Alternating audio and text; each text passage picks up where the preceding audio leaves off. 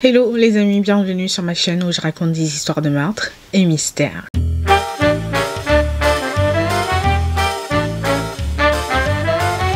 Pour les nouveaux bienvenus, je m'appelle Osnel, je suis là tous les mercredis et les samedis pour raconter les histoires les plus sordides, les histoires les plus what the fuck qui existent dans ce monde. Alors, si tu passes par là et que mon contenu te plaît, n'hésite pas à t'abonner, à activer la cloche de notification et surtout à venir me suivre sur Instagram. Pour les anciens, well, yeah, no, yeah, my babies, thank you, merci de faire partir de l'aventure meurtre et mystère. Alors, petit disclaimer avant de commencer, je tiens à vous rappeler que ce contenu s'adresse à un public averti, ce contenu est déconseillé au moins de 12 ans. Alors aujourd'hui, nous allons reparler d'un ado tueur. Oui, ça fait un moment qu'on n'en a pas parlé et oui, j'en ai trouvé un nouveau. Enfin, j'en ai pas trouvé un nouveau, c'est une vieille histoire que je me suis dit pourquoi ne pas la raconter en quelque sorte.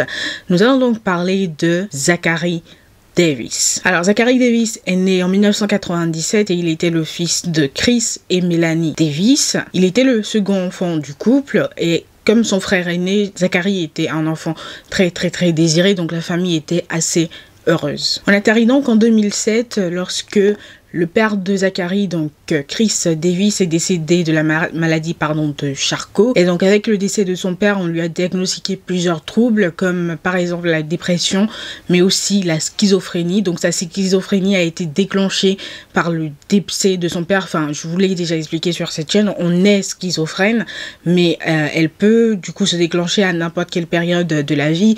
Ça peut être dans l'enfance, ça peut être dans l'adolescence, enfin ça dépend en fait, ça se déclenche voilà, à n'importe quel moment, mais donc lui, sa schizophrénie a tout simplement été déclenchée par le décès de son père. Donc après son diagnostic, Zachary sera un peu suivi par un psy, il sera suivi brièvement par un psy, avant que sa mère ne décide que bon, voilà, c'est bon, ouais, c'est bon, hop, c'est bon, on arrête là. Donc elle a arrêté de l'emmener voir le psy et ils ont même déménagé, donc ils ont déménagé, tout allait bien dans la vie de tout le monde, sauf dans le petit monde de Zachary. Alors après leur déménagement, même en grandissant, Zachary est resté l'enfant timide, toujours cloîtré dans son coin qu'il était, donc il n'abordait pas les gens, il était tout le temps reclus. Par exemple, il était tout le temps dans sa chambre, il avait un seul pull qu'il portait tous les jours, sans commentaire.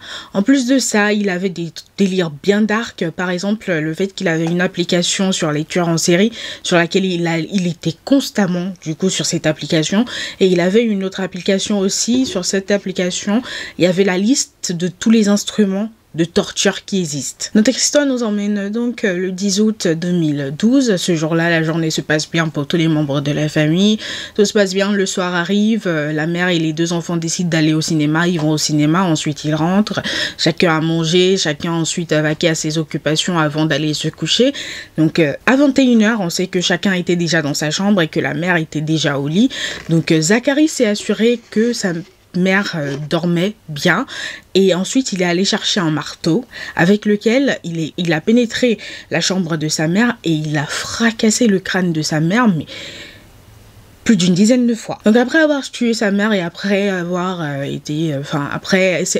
avoir checké qu'elle était bien décédée, il a descendu dans le sous-sol, il a mis feu du coup dans l'une des chambres du sous-sol, et ensuite il a laissé son frère qui dormait du coup dans la maison, il a laissé la maison brûler avec son frère à l'intérieur. Donc heureusement que en sortant, il a fermé la porte en fait de la chambre à laquelle il a mis feu, ce qui a fait que le feu n'a pas pu se propager. Donc le frère a été réveillé par les alarmes du coup de la maison et il s'est réfugié chez les voisins. Donc les secours sont très vite arrivés, donc ils ont limité le feu et ils ont pu préserver la scène du crime, parce que le frère, au moment où il s'est rendu compte qu'il y avait le feu dans la maison, il est allé voir la chambre de sa mère et de son frère pour leur dire de sortir. Donc son frère n'était pas là parce que Zachary, après avoir mis le feu, il s'est barré comme un lâche, bien sûr.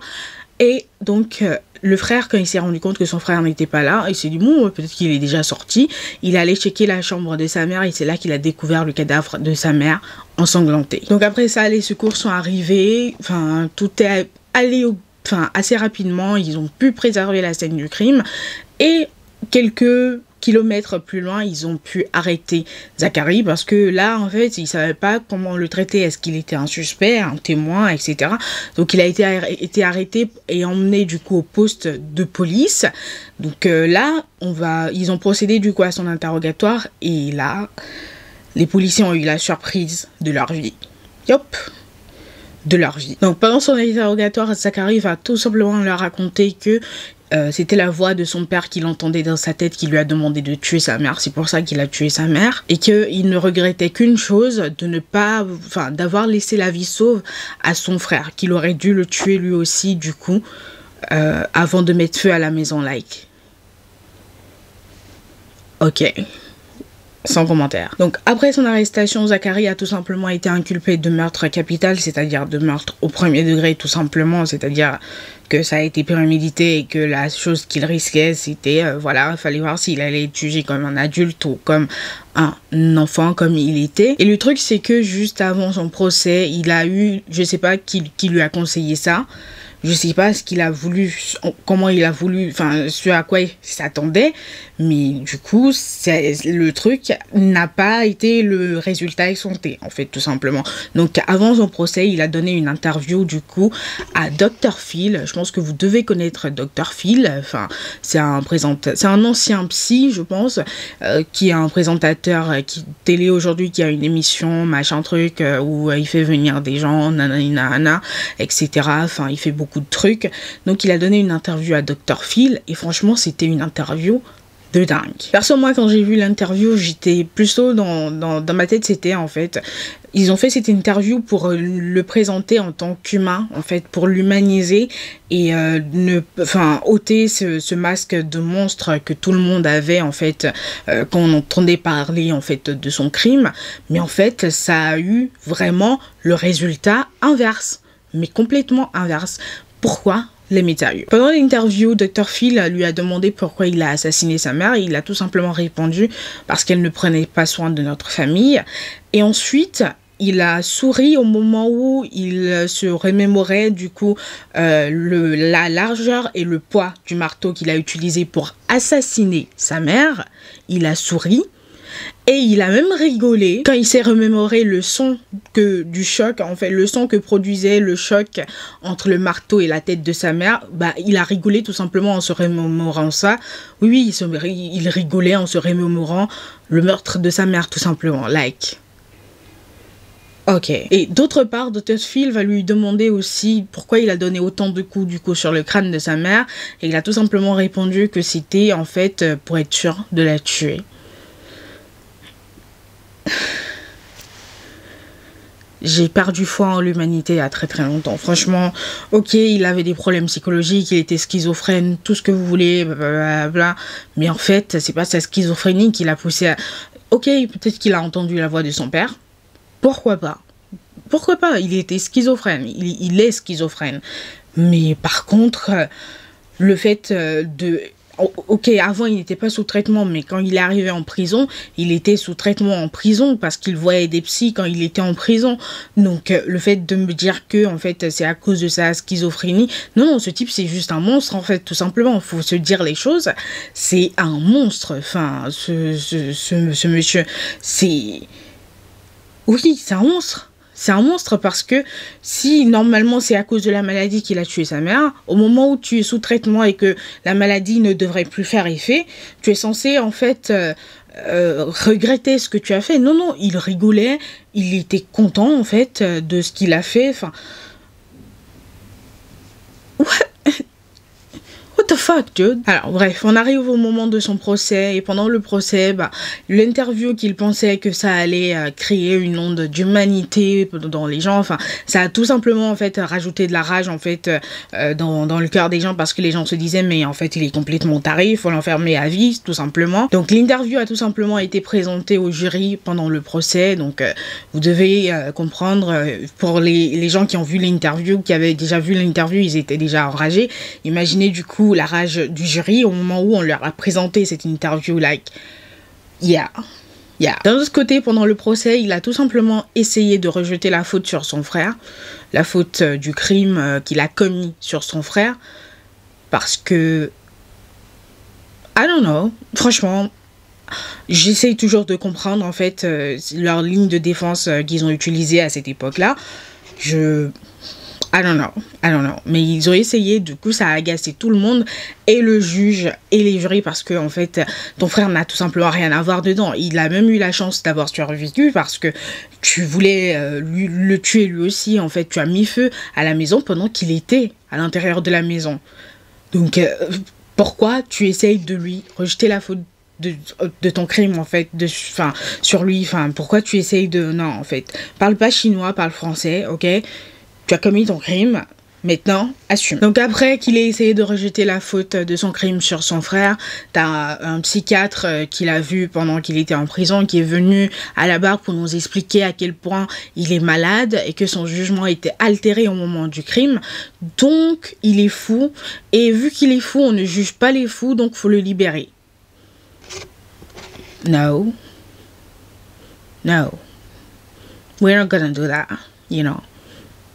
We're not gonna do that. It's simple. We're not gonna do that. Right? No. Donc évidemment, le juge ni le jury n'a tenu compte, en fait, n'a pas tenu compte, pardon, de ce témoignage, encore moins, en fait, de son excuse bidon, là. Donc, à un moment donné, le juge va aller jusqu'à lui dire « Vous êtes le mal, monsieur Davis. Vous avez rejoint le côté obscur. C'est aussi simple que ça. » Et franchement, j'aurais pas résumé cette situation en une meilleure phrase que ça, en fait. Le juge, il a fait la phrase parfaite. Il est le mal, il a rejoint le côté obscur, on ne peut plus le sauver. Maintenant, ce qu'il faut faire, c'est l'enfermer à vie. Point barre. Donc après tous les témoignages, après tout ça, après qu'il y ait eu le remue-ménage du procès qui a duré environ 4 jours, le jury a mis 3 heures pour délibérer. Ah oui, c'était rapide, ils se sont dit... Yop, on a le résultat. Ils ont délibéré et ils l'ont condamné à la prison à perpétuité, du coup, avec possibilité de libération conditionnelle après avoir passé 51 ans en prison. Et je vous rappelle que ce n'est pas parce que tu as passé 51 ans en prison qu'on est obligé de te libérer. Si les gens trouvent que tu n'es pas réhabilitable, on ne va pas te libérer tout simplement, tu vas passer ta vie en prison. C'est ce que ça veut dire, en fait. Prison à perpétuité avec possibilité, c'est possibilité de libération conditionnelle après 51 ans. Ça ne veut pas dire, en fait, qu'il sera libéré à 51 ans, enfin après avoir passé 51 ans en prison, enfin non, like, non. Donc personnellement, je pense que faut plus jamais lui ouvrir les portes d'une prison pour qu'il revoie le monde extérieur. C'est la première fois que je suis aussi dure, en fait, sur ma chaîne par rapport à un criminel, surtout à un criminel qui a un enfant, enfin, qui était un enfant aujourd'hui, il a, je sais pas, il est à bientôt 30 ans, je pense, mais c'est vrai que c'est la première fois que je suis aussi dure, du coup, par rapport à un criminel, tout simplement parce que il n'est pas réhabilitable, en fait. Ok, il a tué sa mère, il était peut-être en pleine crise au moment où il a tué sa mère. Je ne sais pas, je ne vois pas, en fait, un schizophrène planifier le meurtre de quelqu'un et le tuer et nous dire qu'il était en crise, en fait. Un schizophrène, ça voit des monstres, ça entend des voix. Donc, ok, supposons même que le fait de planifier le meurtre, c'était dû à sa schizophrénie, qu'il a planifié le meurtre de sa mère, qu'il a assassiné sa mère et que tout ça. Enfin, là, il n'était pas sous traitement, il n'avait pas de traitement, rien du tout. Donc, ok, mettons ça sur le dos de la maladie. Le fait est que au moment où il a fait son interview, il était déjà sous traitement quand il était en prison. Et pourtant, pendant l'interview, il souriait, il rigolait à chaque fois qu'il se remémorait, en fait, les souvenirs de comment il a tué sa mère. Il se remémorait, en fait, le moment, le son que faisait le marteau sur le crâne de sa mère, et il a rigolé. Like, je suis désolée, ne le remettez pas dans la société. Lui, dès qu'il va sortir, il va recommencer. Ça, c'est sûr et certain. En fait, non. Tout simplement. Like, no. Il y a déjà assez de personnes fucked up dans leur tête dans ce monde pour qu'on nous en rajoute encore un de plus. Non. Gardez-le là-bas. Là-bas. On n'en veut pas, c'est bon. Gardez votre spécimen là parce que... Ah non, enfin... Je sais pas, mais lui... Si d'ici, je pense, quelques années, dans 20 ans, 30 ans, j'apprends que ils sont sur le point de le libérer sous condition, mais moi-même, je vais écrire en fait enfin, comment on les appelle, au comité du coup qui donne, enfin qui accorde la liberté du coup sous condition. Je vais leur écrire et leur demander de le garder en prison. Non, mais gardez-le, ou sinon, vous le sortez de la prison, vous l'emmenez directement dans un centre psychiatrique à haut niveau, parce que cette personne n'est pas réhabilitable, tout simplement. Le juge a raison, il a touché le côté obscur, il est sombre là. Là, il est sombre, il peut plus redevenir blanc, c'est fini, on n'en veut pas. Donc voilà les amis, l'histoire d'aujourd'hui, j'espère qu'elle vous aura plu. On se retrouve une prochaine fois pour une nouvelle vidéo. En attendant, je vous souhaite une bonne journée, portez-vous bien et faites de bons choix. Bye guys.